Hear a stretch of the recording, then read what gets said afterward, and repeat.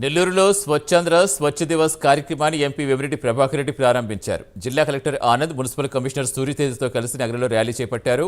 స్వచ్ఛాంధ్ర కోసం ప్రతి ఒక్కరూ బాధ్యతగా పనిచేయాలని ఎంపీ సూచించారు. ముఖ్యంగా గ్రామాల్లో ప్రజలకు స్వచ్ఛతపై అవగాహన కల్పించాలన్నారు. తీర్చిదిద్దాలని ఈరోజు మన ముఖ్యమంత్రులు స్వచ్ఛ ఆంధ్రప్రదేశ్ స్వచ్ఛ దివాస్ అనే కార్యక్రమం ఈరోజు మనం ప్రారంభించాము. కమిషనర్ గారు, కలెక్టర్ గారు వీళ్ళు రావడం, ఎందుకంటే మెయిన్ ఇక్కడ కమిషనర్ రోలు మున్సిపాలిటీలో చాలా ఉంటుంది. అట్నే కలెక్టర్ గారు మనకి రాష్ట్రం, మన జిల్లా అంతా ఇది పాటించాలా. ఈ స్వచ్ఛ అనేది చాలా ముఖ్యం. ఎందుకంటే గ్రామాల్లో ఈరోజు మీ అందరికీ తెలుసు, ఒక టాయిలెట్ వాడాలంటే ఎవరికి కూడా ఇష్టపడటం లేదు. దాన్ని మనం కలిగించాలా.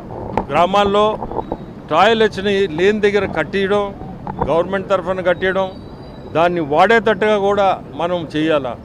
దానికి ఖచ్చితంగా గవర్నమెంట్ సైడ్ నుంచి అక్కడ ఎవరెవరు ఉన్నారో దాని తగ్గ పొజిషన్స్లో ఉన్నోళ్ళు దీన్ని ముందుకు తీసుకోవాలా. అట్నే మా సైడ్ నుంచి పొలిటికల్గా కూడా లోకల్ లీడర్స్ ఉంటారు.